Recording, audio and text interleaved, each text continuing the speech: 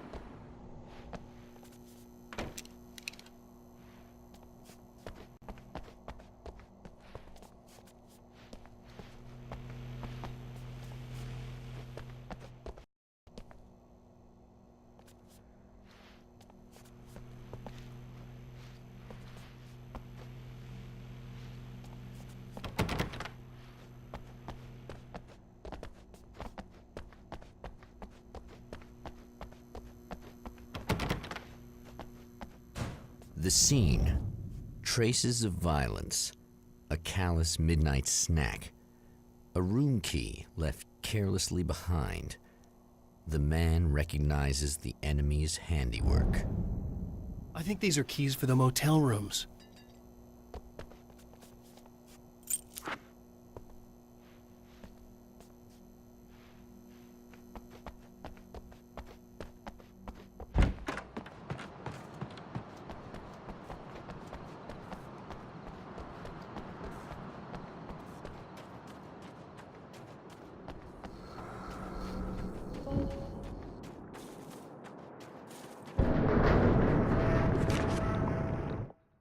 Mr. is a twisted copy of me, powerful and dangerous. But I know I can fight him. I don't think anybody else can. They don't understand what he is, what he represents, or that all the horrible things he does here are almost insignificant compared to what he will unleash on Earth given the chance. But I've survived the dark place, and it has taught me things. How to cope, how to stay sane when the world goes crazy. He's 2 steps ahead of me, but I can find him. And I believe I can stop him.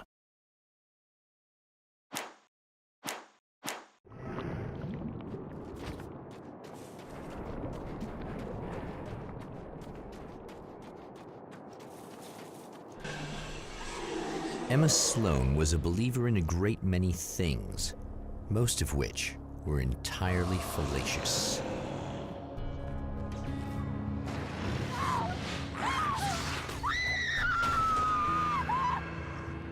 Emma Sloan, an innocent victim of his dark half. More collateral damage in the ongoing war. Damned by forces beyond her control, as much as by her own actions.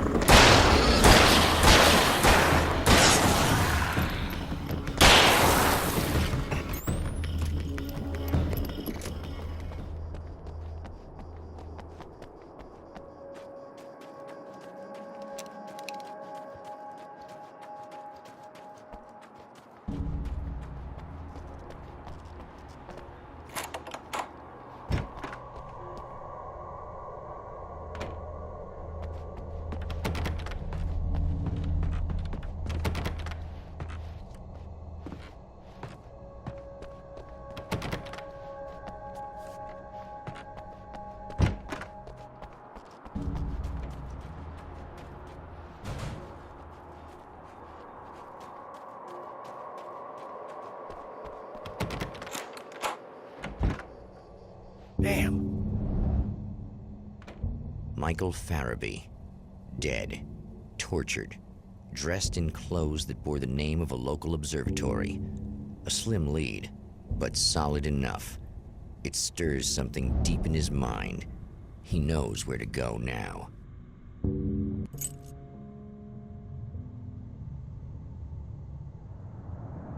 The observatory. Hot on the heels of the Herald of Darkness, the Champion of Light forges on to see the stars.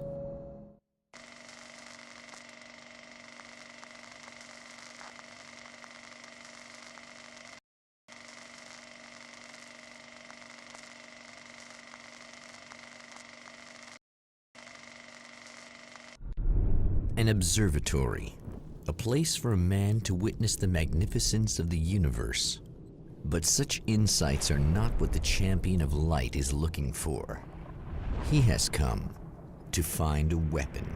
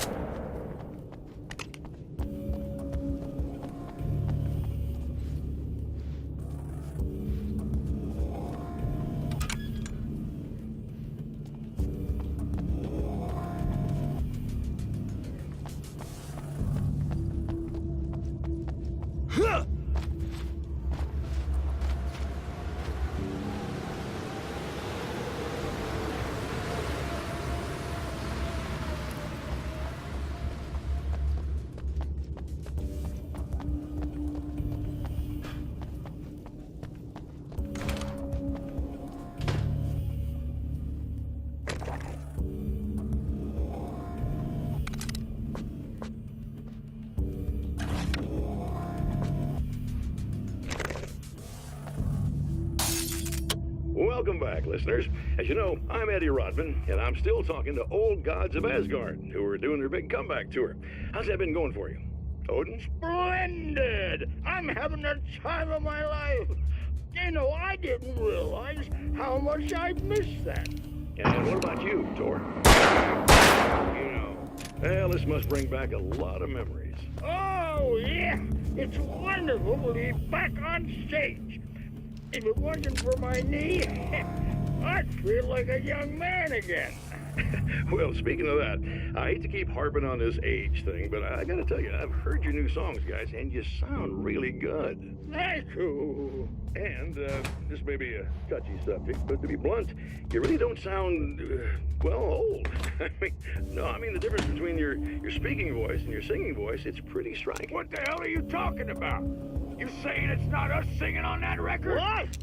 What's he talking about? No, I'm not saying that, guys, but I can't help noticing the difference. Son, you're on thin ice. You calling me a liar? Whoa, hey, let me just step in here for a moment, boys. Yeah, Eddie, they do sound different, but believe me, we're not talking Milli Vanilli here. These guys are the real deal.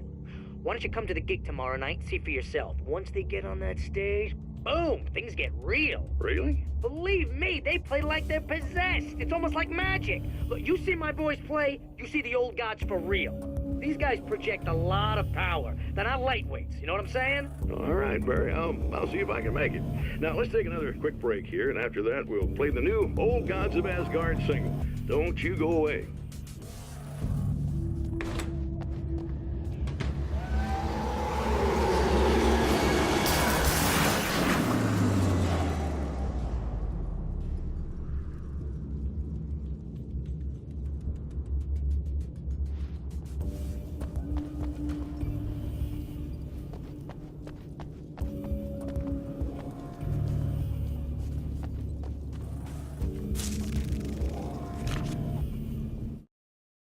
As a storyteller, my first real love was crime. And it was in that genre that I finished my first novel, starring the perpetually miserable Alex Casey, whose entire life was a wound that never healed. The books sold as fast as they hit the shelves. I wrote 5 more Alex Casey books, and they all were bestsellers. I became rich. I became famous. Success brought pressure, and I didn't handle it very well.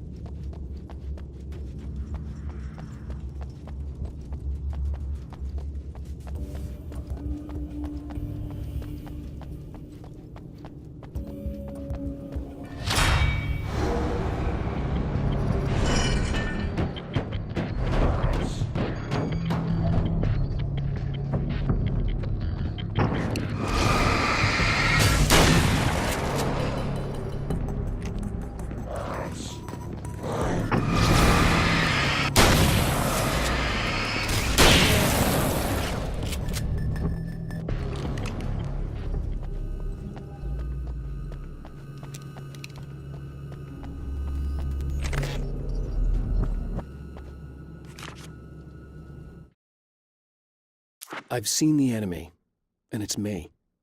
I've faced dark horrors before, things that live in the unimaginable pressures of the world beyond our own. Sometimes they masquerade as humans. That's what ultimately lurks inside Mr. Scrooge.